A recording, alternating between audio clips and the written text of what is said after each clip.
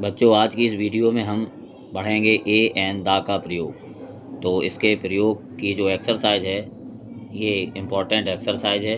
8 फरवरी को 12th class के बच्चों का पेपर है, तो उसके लिए हम ये एक्सरसाइज लाए हैं। तो चलिए देखते हैं।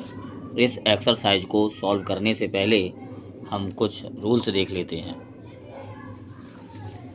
बच्चों, जब इंग्लिश वर्ड होता है, जो भी इंग्लिश वर्ड होगा उसका हम उच्चारण देखते हैं, साउंड देखते हैं। हिंदी में साउंड देखते हैं। हिंदी में जो साउंड होता है उसी के अनुसार हम ए और एन का यूज करते हैं। दा का जो यूज है वो स्पेशल यूज है, उसका हम अभी समझाएंगे।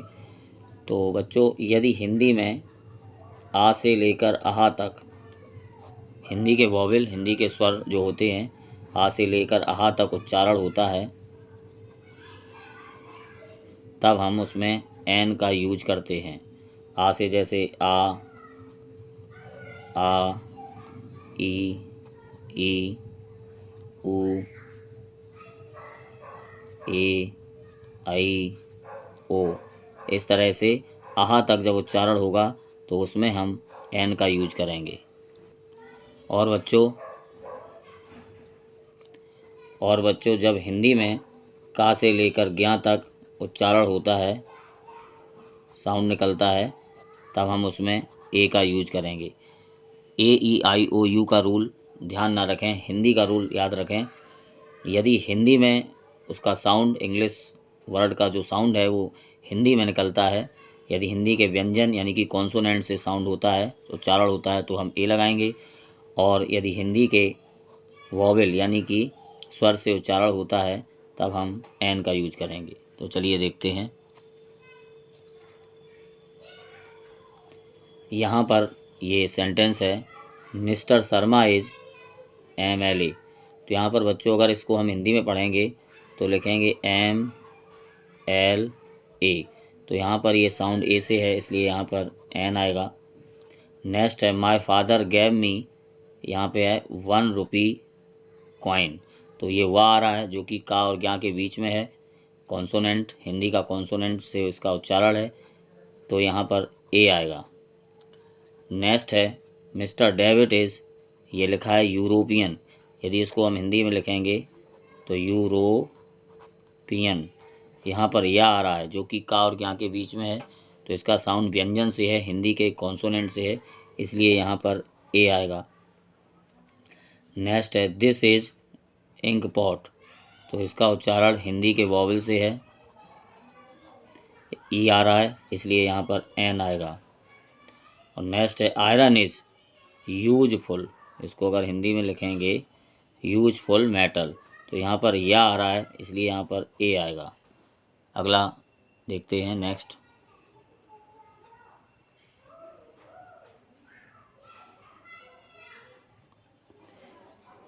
दिया है, गंगा इज़ होली रिवर। तो इसको हिंदी में पढ़ते हैं तो होली आता है, हा आ रहा है जो कि कॉन्सोनेंट है हिंदी का, इसलिए यहाँ पर ए आएगा। नेक्स्ट है, Harsh is best boy in the class. बच्चों ये सुपरलेटिव डिग्री है। जिस शब्द में, इंग्लिश के शब्द में EST लगा हो वो सुपरलेटिव डिग्री होता है, जैसे कि best, longest, easiest, largest, fattest, तो उसमें फिर दा का यूज होता है। तो ध्यान रखें बच्चों कि सुपरलेटिव डिग्री एडजेक्टिव के पहले दा का यूज होता है, इसलिए यहाँ पर दा आएगा। नेक्स्ट है, संस्कृत इज़ डिफ़िकल्ट लैंग्वेज। तो इसको डिफ़िकल्ट डा आ रहा है, इसमें डिफ़िकल्ट कॉन्सोनेंट से इसका साउंड है, इसलिए यहाँ पर ए आएगा। नेक्स्ट है, French is easy language. Easy language यहाँ पर साउंड वॉवेल से है हिंदी के, इसलिए यहाँ पर एन आएगा, एन इजी। बच्चों ये पहला शब्द देखेंगे, बाकी आपको देखने की ज़रूरत नहीं है, बस जहाँ पर ब्लैंक है वही शब्द देखेंगे, उसी के अकॉर्डिंग हम ए एन दा का यूज करेंगे। इधर दिया है, सी केम विदाउट अम्ब्रेला। इसको अगर हिंदी में लिखेंगे तो अम्ब्रेला आ रहा है जो कि हिंदी के वॉवेल का साउंड है, इसलिए यहाँ पर एन आएगा। नेक्स्ट देखते हैं। नेक्स्ट है, there is book on the table. ये बुक है, बा आ रहा है इसमें, ये कॉन्सोनेंट का साउंड दे रहा है हिंदी के, तो इसलिए यहाँ पर ए आएगा। नेक्स्ट बच्चों देखते हैं।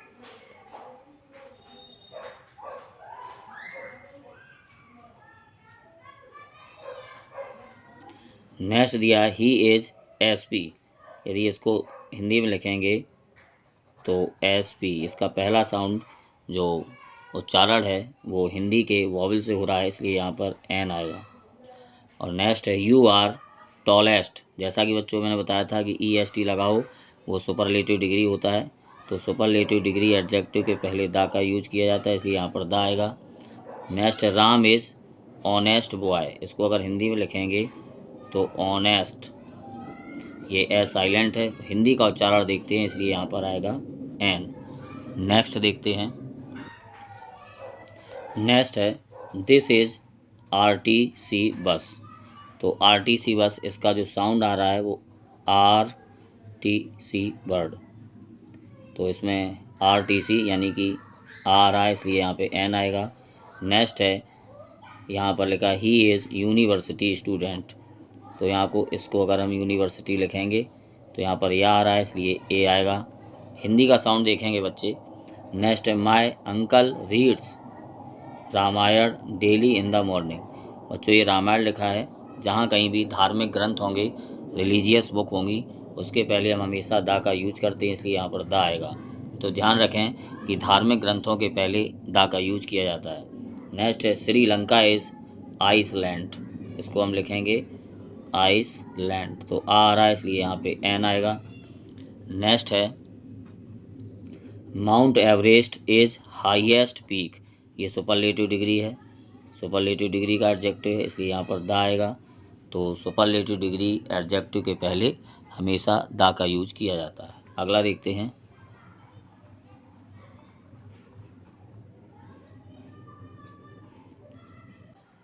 अगला है आई सा रेड फोर्ट यस्टरडे। तो ये जो रेड फोर्ट है बच्चों ध्यान रखें कि जो ऐतिहासिक इमारतें हैं उनके पहले हम दा का यूज करते हैं, तो यहाँ पर दा आएगा। रेड फोर्ट, ताजमहल, कुतुब मीनार, ये ऐतिहासिक बिल्डिंग्स हैं, ऐतिहासिक इमारतें हैं, इसलिए इनके पहले दा का यूज करेंगे। नेक्स्ट है Ram is M A in English. तो इसको अगर हम हिंदी में लिखेंगे तो एम ए इन इंग्लिश, पहला साउंड इसका ए है जो कि हिंदी के वॉवल से है, इसलिए यहाँ पर एन आएगा। नेक्स्ट बच्चों दिया है माय ब्रदर इज़ इंजीनियर। ये ई का साउंड दे रहा है, इसलिए यहाँ पे एन आएगा। Ramayana is a book of Hindus. तो ये जो रामायण है ये धार्मिक ग्रंथ है, इसलिए यहाँ पर दा का यूज होगा। नेक्स्ट है ही इज़ एम पी। ये ए का साउंड दे रहा है, इसलिए यहाँ पर एन आएगा। नेक्स्ट देखते हैं।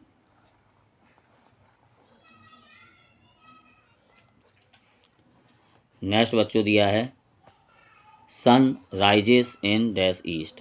तो ये जो सन है, सन के पहले दा आता है, और ये ईस्ट दिशाएं के नाम के पहले भी दा आता है, इसलिए यहाँ पे दा आएगा।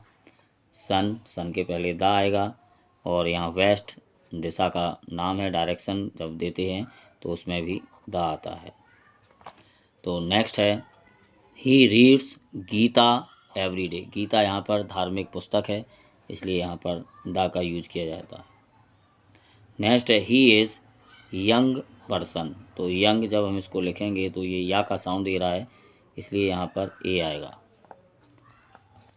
तो बच्चों ये ध्यान रखें, किसी भी इंग्लिश वर्ड का हिंदी में उच्चारण यदि हिंदी के वॉवल से आता है तो फिर हम उसके पहले एन लगाते हैं, और यदि हिंदी के कॉन्सोनेंट से उसका उच्चारण हो, साउंड हो, तो फिर हम उसके पहले ए लगाते हैं।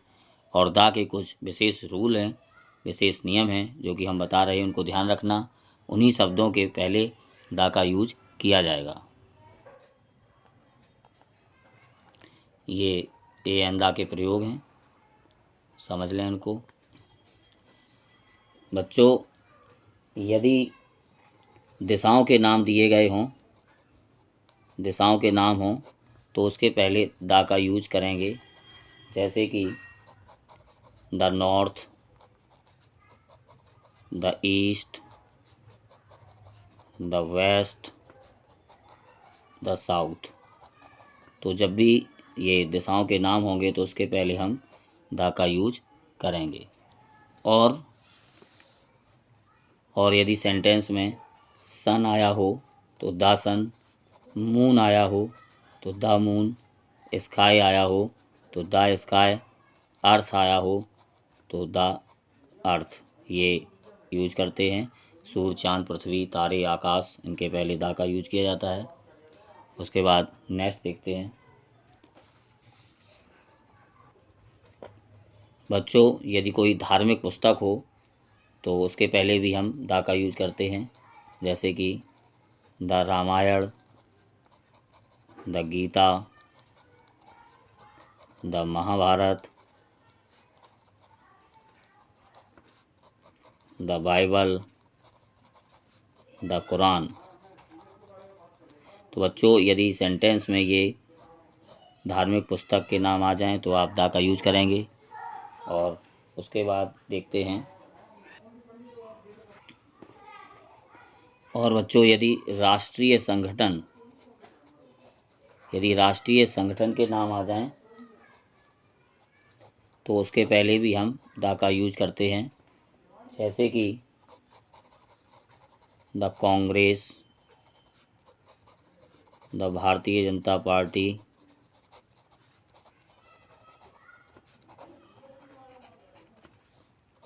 और द बहुजन समाज पार्टी।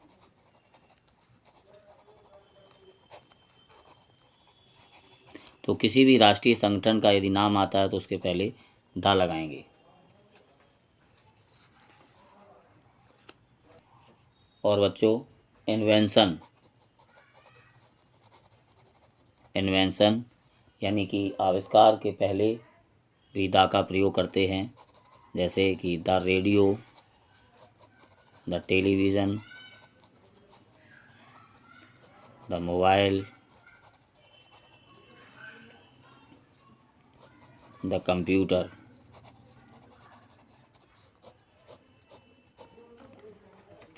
और बच्चों, यदि किसी नदी का नाम आता है तो भी हम द का यूज करेंगे, जैसे कि the Yamuna, the Ganga, the Saraswati,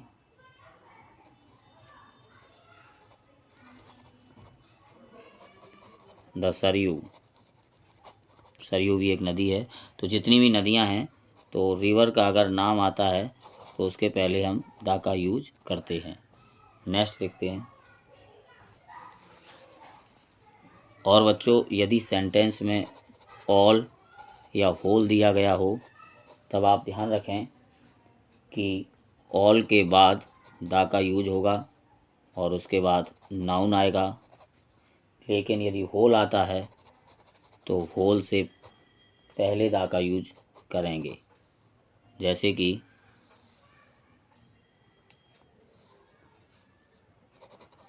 all the boys, all the girls, all the students.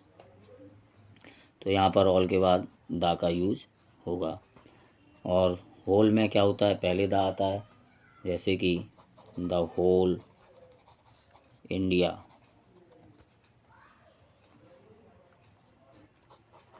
The whole matter. और बच्चों, न्यूज़पेपर, समाचार पत्रों के नाम के पहले भी द का यूज होगा, जैसे द दैनिक भास्कर, समाचार पत्र, द टाइम्स ऑफ इंडिया, ये भी न्यूज़पेपर है, द हिंदुस्तान टाइम्स,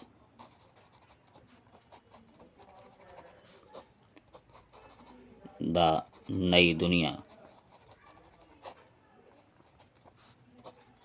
द नव भारत। जो भी न्यूज़पेपर के नाम होंगे उनके पहले द का यूज किया जाएगा। और बच्चों, यदि रेलगाड़ियों के नाम आ जाएं, ट्रेन के नाम आते हैं, रेलगाड़ियों यानी कि ट्रेन के यदि नाम दिए गए हों तो उसके पहले भी हम दा का यूज करते हैं, जैसे कि द ताज एक्सप्रेस, द राजधानी एक्सप्रेस।